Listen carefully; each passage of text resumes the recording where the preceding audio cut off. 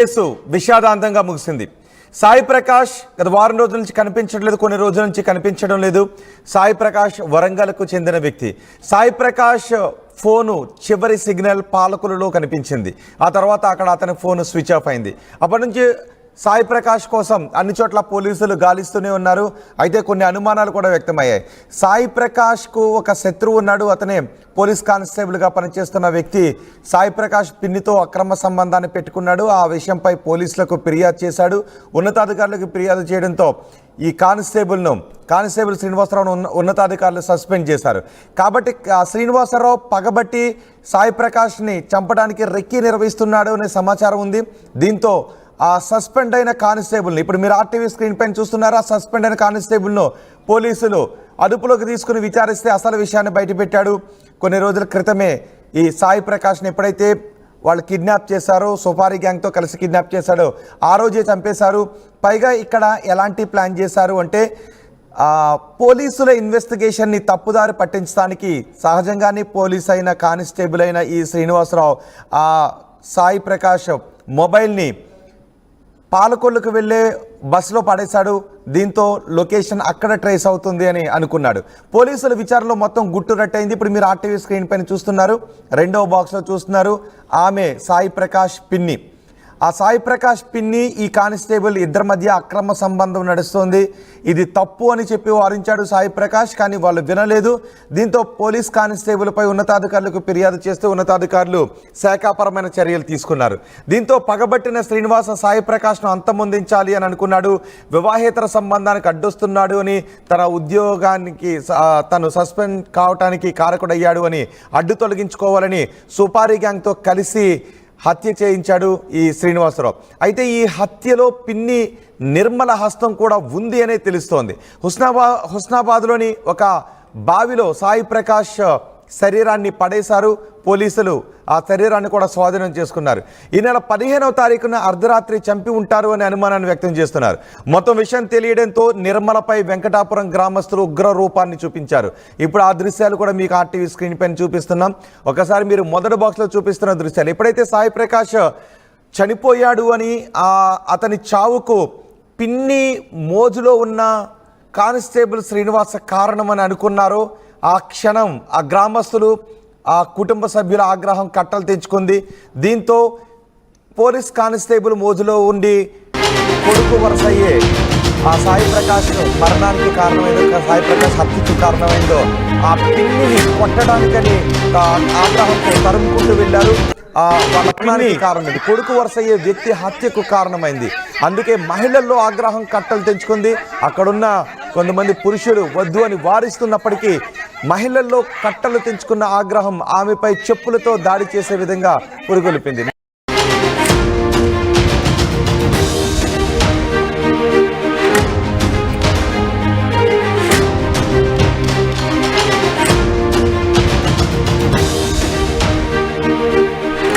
Breaking news, Sai Prakash missing case విషాదాంతంగా ముగిసింది. సాయి ప్రకాష్ గత వారం రోజుల నుంచి కనిపించట్లేదు, కొన్ని రోజుల నుంచి కనిపించడం లేదు. సాయి ప్రకాష్ వరంగల్కు చెందిన వ్యక్తి. సాయి ప్రకాష్ ఫోను చివరి సిగ్నల్ పాలకులలో కనిపించింది. ఆ తర్వాత అక్కడ అతని ఫోన్ స్విచ్ ఆఫ్ అయింది. అప్పటి నుంచి సాయి ప్రకాష్ కోసం అన్ని చోట్ల పోలీసులు గాలిస్తూనే ఉన్నారు. అయితే కొన్ని అనుమానాలు కూడా వ్యక్తమయ్యాయి. సాయి ప్రకాష్కు ఒక శత్రువు ఉన్నాడు. అతనే పోలీస్ కానిస్టేబుల్గా పనిచేస్తున్న వ్యక్తి సాయి ప్రకాష్ పిన్నితో అక్రమ సంబంధాన్ని పెట్టుకున్నాడు. ఆ విషయంపై పోలీసులకు ఫిర్యాదు చేశాడు. ఉన్నతాధికారులకు ఫిర్యాదు చేయడంతో ఈ కానిస్టేబుల్ శ్రీనివాసరావును ఉన్నతాధికారులు సస్పెండ్ చేశారు. కాబట్టి శ్రీనివాసరావు పగబట్టి సాయి ప్రకాష్ని చంపడానికి రెక్కి నిర్వహిస్తున్నాడు అనే సమాచారం ఉంది. దీంతో ఆ సస్పెండ్ అయిన కానిస్టేబుల్ని, ఇప్పుడు మీరు ఆర్టీవీ స్క్రీన్ పైన చూస్తున్నారు, ఆ సస్పెండ్ అయిన కానిస్టేబుల్ను పోలీసులు అదుపులోకి తీసుకుని విచారిస్తే అసలు విషయాన్ని బయటపెట్టాడు. కొన్ని రోజుల క్రితమే ఈ సాయి ప్రకాష్ని ఎప్పుడైతే వాళ్ళు కిడ్నాప్ చేశారో, సుపారీ గ్యాంగ్తో కలిసి కిడ్నాప్ చేశాడో ఆ రోజే చంపేశారు. పైగా ఇక్కడ ఎలాంటి ప్లాన్ చేశారు అంటే పోలీసుల ఇన్వెస్టిగేషన్ని తప్పుదారి పట్టించడానికి సహజంగానే పోలీస్ అయిన కానిస్టేబుల్ అయిన ఈ శ్రీనివాసరావు ఆ సాయి ప్రకాష్ మొబైల్ని పాలకొల్లుకు వెళ్ళే బస్సులో పడేశాడు. దీంతో లొకేషన్ అక్కడ ట్రేస్ అవుతుంది అని అనుకున్నాడు. పోలీసుల విచారణలో మొత్తం గుట్టు రట్టయింది. ఇప్పుడు మీరు ఆర్టీవీ స్క్రీన్ పైన చూస్తున్నారు, రెండవ బాక్స్లో చూస్తున్నారు. ఆమె సాయి ప్రకాష్ పిన్ని. ఆ సాయి ప్రకాష్ పిన్ని ఈ కానిస్టేబుల్ ఇద్దరి మధ్య అక్రమ సంబంధం నడుస్తోంది, ఇది తప్పు అని చెప్పి వారించాడు సాయి ప్రకాష్. కానీ వాళ్ళు వినలేదు. దీంతో పోలీస్ కానిస్టేబుల్పై ఉన్నతాధికారులకు ఫిర్యాదు చేస్తూ ఉన్నతాధికారులు శాఖాపరమైన చర్యలు తీసుకున్నారు. దీంతో పగబట్టిన శ్రీనివాస సాయి ప్రకాష్ను అంతమొందించాలి అని అనుకున్నాడు. వివాహేతర సంబంధానికి అడ్డొస్తున్నాడు అని, తన ఉద్యోగానికి తను సస్పెండ్ కావటానికి కారకుడయ్యాడు అని అడ్డు తొలగించుకోవాలని సుపారీ గ్యాంగ్తో కలిసి హత్య చేయించాడు ఈ శ్రీనివాసరావు. అయితే ఈ హత్యలో పిన్ని నిర్మల హస్తం కూడా ఉంది అనే తెలుస్తోంది. హుస్నాబాద్లోని ఒక బావిలో సాయి ప్రకాష్ శరీరాన్ని పడేశారు పోలీసులు. ఆ శరీరాన్ని కూడా స్వాధీనం చేసుకున్నారు. ఈ నెల 15వ తారీఖున అర్ధరాత్రి చంపి ఉంటారు అనే అనుమానాన్ని వ్యక్తం చేస్తున్నారు. మొత్తం విషయం తెలియడంతో నిర్మలపై వెంకటాపురం గ్రామస్తులు ఉగ్ర రూపాన్ని చూపించారు. ఇప్పుడు ఆ దృశ్యాలు కూడా మీకు ఆర్టీవీ స్క్రీన్ పైన చూపిస్తున్నాం.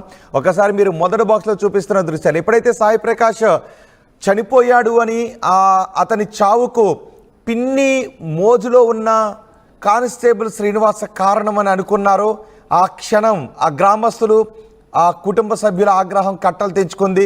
దీంతో పోలీస్ కానిస్టేబుల్ మోజులో ఉండి కొడుకు వరసయ్యే ఆ సాయి ప్రకాష్ను మరణానికి కారణమైందో, సాయి ప్రకాష్ హత్యకు కారణమైందో ఆ పిన్నిని కొట్టడానికని ఆగ్రహంతో తరుముకుంటూ వెళ్ళారు. వాళ్ళ పిన్ని ఇంటి లోపలికి వెళ్ళిపోయి గదిలోకి వెళ్ళిపోయి గెడ వేసుకుంది. చూడండి, ఒకసారి తలుపులు బదలు కొడుతున్నారు. మొత్తం గ్రామస్తులంతా ఆగ్రహంతో ఊగిపోయారు. ఆ పిన్నే కుమారుడి హత్యకు కారణం అని తెలిసిన వెంటనే లోపలికి వెళ్ళి తలుపులేసుకున్న పిన్నిని బయటకు తీసుకుని రావడానికి, పిన్ని నిర్మలను బయటకు తీసుకుని రావడానికి గుణపంతో తలుపులు బదలు కొడుతున్న దృశ్యాలు చూడండి. ఆ తర్వాత లోపల ఏం జరిగిందో తెలుసా? ఒక్కసారి తలుపులు తీసిన తర్వాత ఏం జరుగుతుందో చూడండి. అక్కడ మేము ఒక వీడియోని కట్ చేసి చూపిస్తున్నాం. ఆమె ఉరి వేసుకోవడానికి ప్రయత్నించిన ఆమెను, వేలాడుతున్న ఆమెను ఆ లోపలికి వెళ్ళిన వ్యక్తి పట్టుకొని ఆ తాడును పక్కకు తీసి బయటికి తీసుకొచ్చారు. చూడండి ఎలా అందరికీ నమస్కారం పెడుతోందో. ఒక మహిళ వచ్చి చెప్పుతో కొడుతోంది ఆ మహిళను. ఎందుకు కొడుతోంది అంటే కుమారుడు వరసయ్యే వ్యక్తికి కానిస్టేబుల్ మోజులో ఉండి ఆ వ్యక్తి హత్యకు కారణమైంది అనే కోపం వాళ్ళందరిలోనూ కట్టలు తెంచుకుంది. అందుకే ఆమెను గదిలో నుంచి బయటకు తీసుకొని వచ్చి రోడ్డు పైన ఈడ్చుకుంటూ కొట్టుకుంటూ తీసుకుని వెళ్తున్నారు. నిజానికి మహిళను కొడుతున్న దృశ్యాలు కొంత బాధాకరమే అనిపిస్తాయి. ఒక మహిళను కొడుతున్న సన్నివేశం కొంత బాధాకరమే అనిపిస్తుంది. కానీ ఆమె చేసిన తప్పు, ఒక కానిస్టేబుల్ మోజులో ఉండి మరొక వ్యక్తి కొడుకు వరసయ్యే వ్యక్తి మరణానికి కారణమైంది, కొడుకు వరసయ్యే వ్యక్తి హత్యకు కారణమైంది. అందుకే మహిళల్లో ఆగ్రహం కట్టలు తెంచుకుంది. అక్కడున్న కొంతమంది పురుషులు వద్దు అని వారిస్తున్నప్పటికీ మహిళల్లో కట్టలు తెంచుకున్న ఆగ్రహం ఆమెపై చెప్పులతో దాడి చేసే విధంగా పురుగొల్పింది. నిజానికి ఒక మహిళను అలా నడి రోడ్డుపై పెట్టి కొట్టడం బాధాకరమే. అది ప్రోత్సహించదగింది కాదు, అలా కొట్టదగిన విషయం కాదు. కానీ వాళ్ళలో ఆ క్షణం ఆగ్రహం కట్టలు తెంచుకుంది. అన్నీ కూడా మర్చిపోయారు వాళ్ళు.